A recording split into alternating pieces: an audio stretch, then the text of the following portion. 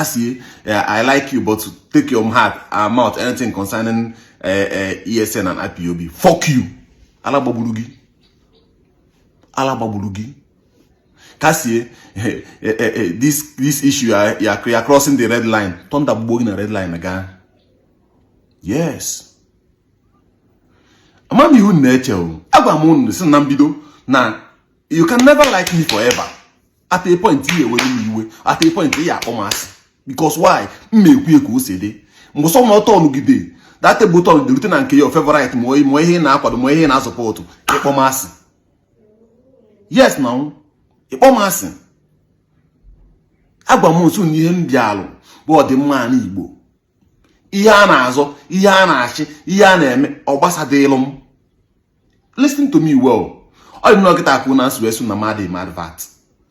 Enwe ike echi niile like onwe gasị ndị nna asị jee tụ ilu onye ọ ahụhọ m ụgwọ efili na onye ahụ ma ihe ọ na-eme nsi dị na ụta ụmụ Igbo ngwanụ gaanụ onye ahụ ma ihe ọ na-eme tụele na ya abịa nye gbasara politiks ada na-eme politiks but mfu onye ọ dị ka ọ na-eme ọfụma na nke ọ nọ na ya ọ chọkwa ịpụta echi ọzọ mma eji ọnụ ma asị ọnụ na onye a nọkwara ọfụma ọ makwa ihe ọ na-eme ka ịkwalụ na ya ka anyị nenekwa ya na nke a 100. Abia na kenku na-ekwu insecurity nna mkpọ police ọ na-akụ aka mkpọ army ọ na-akụ aka no safety mkpọpụta ọ na-akụ aka mkpatị ọ na-akụ aka mkpọ ESN na IPOB kekwa ọzọ ụmụ ọma ka ịgasị ha agụ na-eche mba ebube agụ unu si na you stop there you mad also onwe na-eme gị n'isi unu echena njọ obiri amaghị iwu na-eche why is sentiment killing like draining us. Isi na ịbịara izu obodo juu na nkịta ajụbedo ma mebedi m investigator ma edu ke ndị nọ n'ọsụ ndị chụsịrị ndị mmadụ n'ọsụ m uha ama m ndọ. But I just mentioned what comes to my mind. Maybe not ESN or IPOB or ebube agụ nkekwa ọzọ or unknown government kekwa ọzọ ụmụ ihe na nna akpọ I don't know their mission, I don't know their vision, but anything with their mission and their vision that will make them pursue people off their ancestral land. Mission. They don't have any genuine mission. Until they seem no hokwanda be sin chopul ndị man no sumu ohu. No hokwanda be colonizer or sumu ohu or ke was osumu kwa osite osihito kwa or something. Or hokwanda but in as much also ya police, also ya Nigeria army. Also ya civil defense, navy. In fact also ya American army. They are just young them like they don't check that send on it. I can eat on it. Nah, fraud me they are draining us the Igbo. So all that Nampol ESN. I think I mentioned ESN and IPOB and Ibubagu. Ke was on Bokwadade. No one na won is the bedroom. Palastamol I have na won, I swear. So Jane John better go the good stand by. Obu drip go na yanwa issue one and over. EMBM for the betterment of Igbo land. IPOB potata more ESN tatata. Say that now Hadi against kidnapping. Now Hadi against extortion. Now Hadi against intimidation. I'll back them up. Let me tell you for free, go on a list of movement approach that I should be part of their movement. Hakokoricha, both the ones who feel yourself, no a defend, no standing on. Imabe nwoke. I don't fear. I say I have no fear for any. Iota. If you approach me, let me give you an instance. If you approach me now, most of them have approached me. How could call it their aim and their vision? My only reply always be, as far as you name is for the betterment of Igbo land. I'm with you people. I'll give people my support. But Obo Wana no go against the betterment of Igbo land. Count me off. That is always my conclusion with all the people, movements, organizations which go out to me.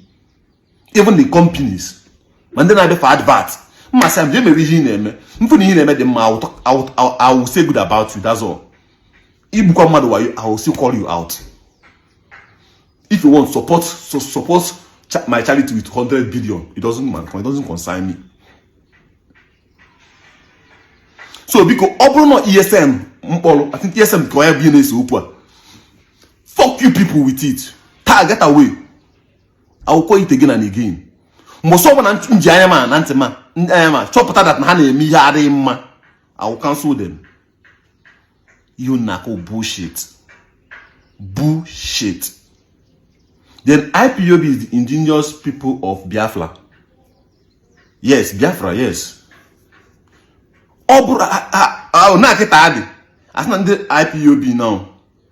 Na Biafra, na ha na-etizi aka n'ihe ekwesịghị, na ha na-eme kidnapping, ese mbịa support ha, why? Inwe na-eme gị n'isi.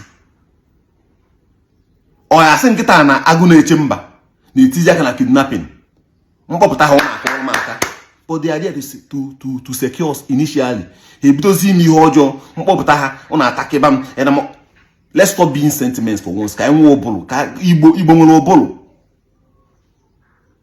I don't bloody care who they see. If they threaten me, never put you ozugbo.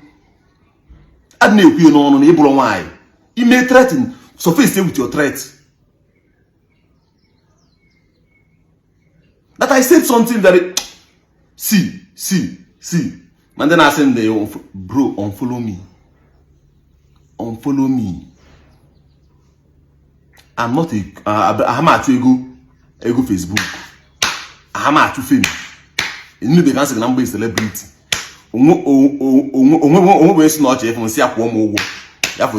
Show. So please hold it. Unfollow and get out of my page. I'm rude, yes.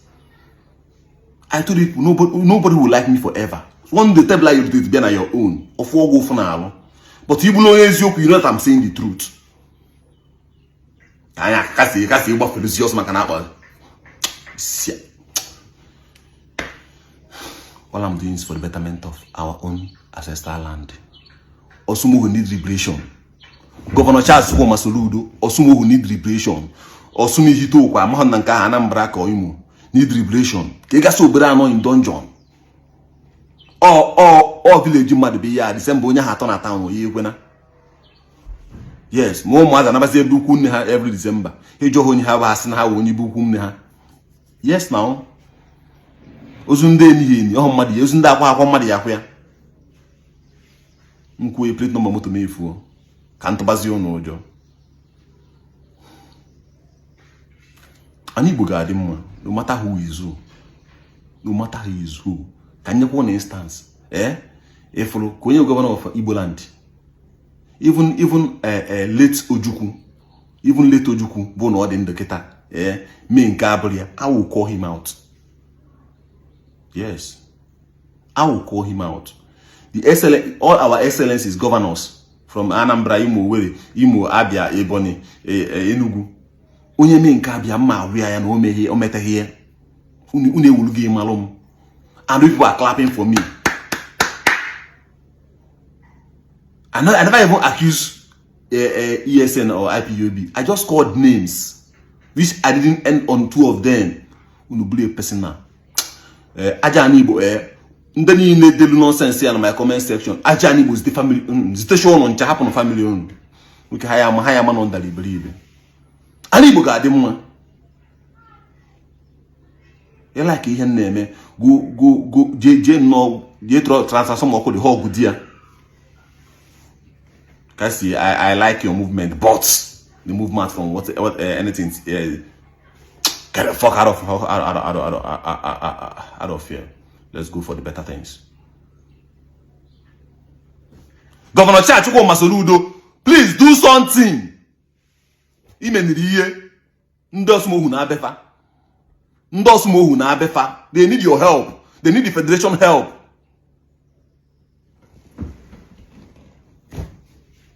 Osumo should go back home. See me here. Thanks for Kimele, but a lot is still needed.